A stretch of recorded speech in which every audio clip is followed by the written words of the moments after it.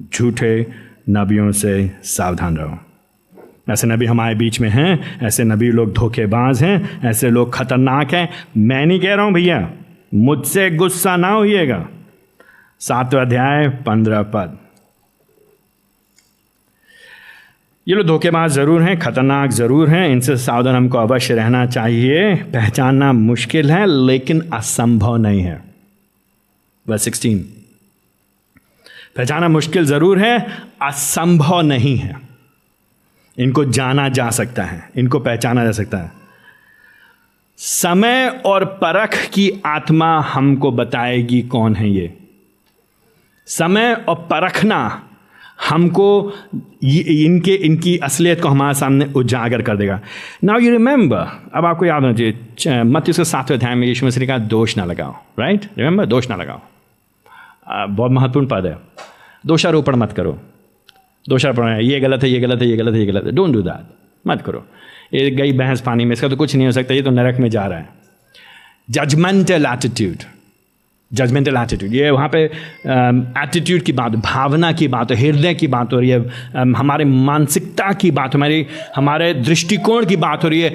जब हम लोगों को देखते हैं और कहते हैं ये भी खराब है, ये भी खराब है, ये भी खराब है, ये भी खराब है, ये भी खराब है, ये भी खराब है, ये भी नरक में गया, ये भी नरक में गया, ये भी नरक में गया, स्वर्ग कौन जाएगा? केवल सत्य वचन के लोग। आई होप, आप, मेरी आशा आप ये ना सोच, we do not say that, we don't even, हम ये सोचते भी नहीं है, सोचना भी नहीं चाहिए। वी शुडंट, सोचना भी नहीं चाहिए, ये हम नहीं कह रहे हैं, ठीक है? तो हमें ये नहीं करना है। But at the same time, लेकिन साथ ही साथ में, याद है आपको 7वें अध्याय उसके पहले पद से लेकर 5वें पद में हमको दोष नहीं लगाना, लेकिन 6ठे पद में कहा गया था पवित्र वस्तु कुत्तों को ना दो और मोती सुअरों के आगे मत फेंको। मतलब तुमको परख की आत्मा होनी चाहिए, तुमको परखना पड़ेगा, गलत क्या सही क्या में भेद करना आना चाहिए तुमको। You should know, you must know. आप मसीह हैं, आपके अंदर पवित्र आत्मा वास करता है, आप यीशु मसीह के शिष्य हैं, आपको मालूम चाहिए सही क्या है, गलत क्या है, उचित क्या है, अनुचित क्या है, रास्ता सकरा कौन सा है, रास्ता चौड़ा कौन सा है।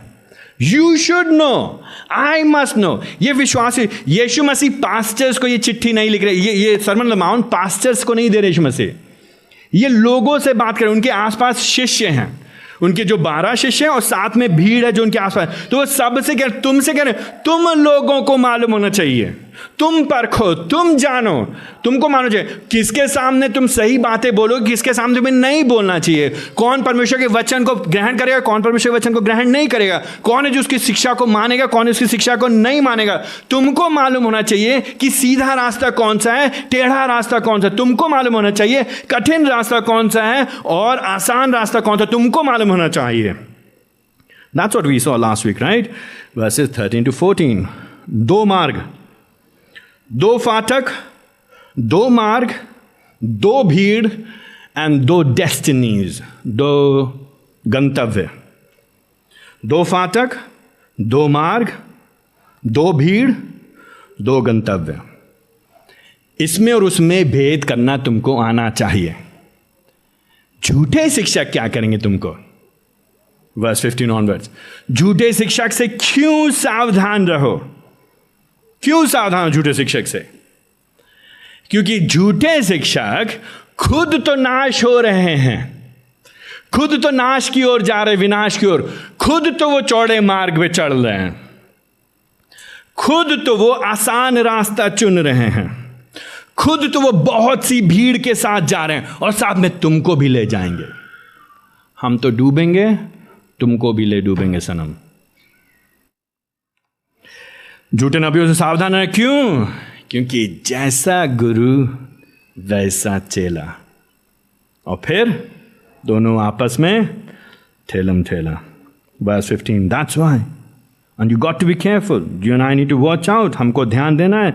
हम और आप क्या करना है? हमको और आपको प्रार्थना करना है, परमेश्वर से बुद्धि मांगना है, जजमेंट को सस्पेंड नहीं कर देना है, अपनी बुद्धि हमको किनारे नहीं रख देनी है, जजमेंटल नहीं होना है, दोषारोपण नहीं करना है, दंडाज्ञा नहीं सुनानी किसी को। लेकिन इसका यह मतलब नहीं है किसी ने बोला हालेलुया प्रेज द लॉर्ड, अरे भैया प्रभु तुरंत धन्यवाद। किसी ने कहा मैं यीशु मसीह के नाम से, हाँ हाँ हाँ बिल्कुल सही। किसी ने कहा बाइबल में लिखा, हाँ हाँ बिल्कुल सही। I mean suddenly as soon as, जैसे ही किसी ने बोला यीशु मसीह का नाम क्या लिया, बाइबल खोली क्या, हालेलुया बोला क्या, प्रेज द लॉर्ड बोला क्या, बुद्धि तुरंत छोड़ देते हैं लोग, तुरंत छोड़ दिया।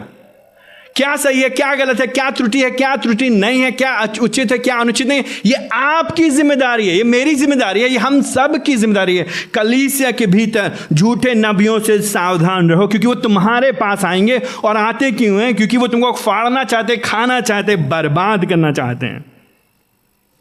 वर्स 16 ऑनवर्ड्स, 16 से लेकर 18 पद तक हम इनको पहचान सकते हैं। कैसे पहचानेंगे हम इनको इनके फलों से पहचानेंगे। पहचानने के लिए आपको सेमिनरी में जाना जरूरी नहीं है। जरूरी नहीं है कि आप पास्टर हो या एल्डर हो या चर्च में टीचर हो। आप विश्वासी हैं, आपके भीतर पवित्र आत्मा वास करता है, आपके भीतर you have the Holi spirit with in you. आपके भीतर आपको मालूम है सच्चाई क्या, गलत क्या है, आप जान सकते हैं। लेकिन आपको करना क्या है? जानने की इच्छा होनी चाहिए आपके अंदर। सत्य को जानने की इच्छा होनी चाहिए, सत्य को समझना है, सच्चाई को समझना, सच्चाई को समझ करके, जान करके, फिर उसी अनुसार समय के साथ आप देख सकते हैं, भेद कर सकते हैं। भेद करना है आपको पास्टर होने की जरूरत नहीं है, आपको बहुत सेमिनरी में पढ़ाई करने की जरूरत नहीं है। आपको क्या करना है? 16 पद से, उनके फलों से तुम उनको पहचान लोगे। वर्स 20 में तुम उनको उनके फलों से पहचान लोगे। कि कैसे पहचानेंगे फलों से? वर्स 16 to 18 प्रभु जी यहाँ पे एक सिंपल एक इमेजरी दे रहे हैं, एक चित्रण दे रहे हैं। यीशु मसीह आप बार बताते हैं, यीशु मसीह चित्रात्मक रीति से बात करते हैं, सिंपल चित्रात्मक। क्या करे यीशु मसीह? अरे भाई झाड़ झंकार से कभी अच्छी चीज उगरेगी? नहीं उगेगी ना। झाड़ झंकार में क्या होगा? झाड़ झंकार में झाड़ झंकार होगा। कटीली झाड़ी में कटीली झाड़ी, अब कटीली झाड़ी में जाकर के आप सेब ढूंढोगे तो अब आपकी बुद्धि। अब आप लगाए हो घास, लगाए अपने घर में, अपने बालकनी में घास पे घास उगाइए, आप खूब घास उगाइए। मतलब महीनों आप घास में खाद डालिए, उसमें आप जो डालना, आपका यूरिया डालिए, जो डालना आप डालिए, पानी पिलाइए, आरओ का पानी पिलाइए, जो करना आप करिए। और फिर आप सोचें कि उसमें आएंगे सेब या आप उससे निकालेंगे आम। नहीं हो सकता ना। That's exactly what Jesus is saying. Simple common sense, सामान्य ज्ञान की बात, सामान्य बुद्धि की बात है। 16 पद में, कटीली झाड़ियों से अंगूर या कांटों से अंजीर नहीं होंगे भैया। It just doesn't work. ऐसा होता ही नहीं, संभव ही नहीं, ये असंभव बात है। तो समस्या ये जो झूठे भविष्यवक्ता हैं, झूठे नबी हैं, झूठे शिक्षक, उनके जीवनों से समय लगेगा कि तुम समझ जाओगे। 17 पद में, अच्छा पेड़ अच्छा फल देगा, बुरा पेड़ बुरा फल देगा। खत्म। पेड़ जो बुरा फल नहीं दे सकता है, ना ही निकम्मा, अच्छा पेड़ बुरा नहीं दे सकता है, ना ही निकम्मा पेड़ अच्छा। यीशु मसीह एक ही बात को बार बार बोलते हैं, ऑलमोस्ट एज इफ लाइक अगर समझ में नहीं आया तो फिर समझ लो, फिर से बोल रहा हूं। Why does Jesus repeat himself? क्यों करके यीशु मसीह अपने आप को दोहराते? क्योंकि यीशु मसीह जानते हैं कि हम लोग सुनने में कमजोर हैं, समझने में कमजोर हैं। एक ही बात को अलग अलग एंगल से बार बार यीशु मसीह को हमको समझाना पड़ता है। अगर एक ही बात को बोल देते, एक ही लाइन में होता, झूठे भविष्यवक्ता, सावधान, खत्म होती बात, देन दैट्स इट, डन। लेकिन एक ही बात को हमें बार बार समझाया, क्योंकि इसको हल्के में मत लो, टेक इट सीरियसली। गंभीर बात है ये मत सोचो मैं नहीं पढ़ूंगा इनके चक्करों में। नहीं, अच्छे लोग पढ़ जाते हैं इनके चक्करों में, अच्छे लोग, क्योंकि वो हमारे बीच में आ जाते हैं। जब हमारे बीच में आ गए तो उनसे हमारा संबंध हो गया, हमको उनसे प्रेम करने लगते हैं, उन पे हम भरोसा करने लगते हैं, उन पे हम विश्वास करने लगते हैं। जब एक बार हम प्रेम करने लगते हैं, विश्वास करने लगते हैं, भरोसा करने लगते हैं, फिर हमारा जजमेंट करने का जो एबिलिटी होती है, जो भेद करने की जो क्षमता होती है, वो गड़बड़ा जाती है। फिर हम ये नहीं देखते, अरे भैया तो ऐसे हो ही नहीं सकते, भैया तो ये कर ही नहीं सकते, अरे आप क्यों कह रहे हैं ऐसे उनके बारे में। तो फिर हम गलत और सही को समझने में फिर हम क्या करते हैं, उसको अपने दिमाग से हटा देते हैं। प्रभु जी कह रहे हैं नहीं, सावधान रहो, तुम देखो तो जीवन को देखो, उनके फलों को देखो, समझो, जांचो, परखो। ये मत कहो कि मैं नहीं करूंगा ये। अक्सर मसीह से बात करें तो मसीह कहते प्रभु के जन के लिए कुछ ना बोलो। और प्रभु के जन बड़ा मजा लेते हैं इस बात का। प्रभु के जन प्रभु के दास के बारे में कुछ कहा तुमने, खत्म, एंड ऑफ स्टोरी है। मैं बोल दूं आपसे प्रभु के दास के लिए कुछ ना बोले तो आप क्या बोलेंगे मेरे से? जिस प्रभु के जन ने कहा प्रभु के दास के बारे में कुछ ना बोलो, वो प्रभु का जन नहीं है, वो झूठा शिक्षक है, नबी है, भेड़िया। Dangerous, very dangerous.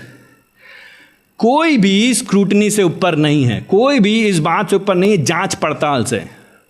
ना इधर आइजक भाई, नो जॉनथन भाई, ना हर्षद, कोई भी जांच पड़ताल के ऊपर नहीं है।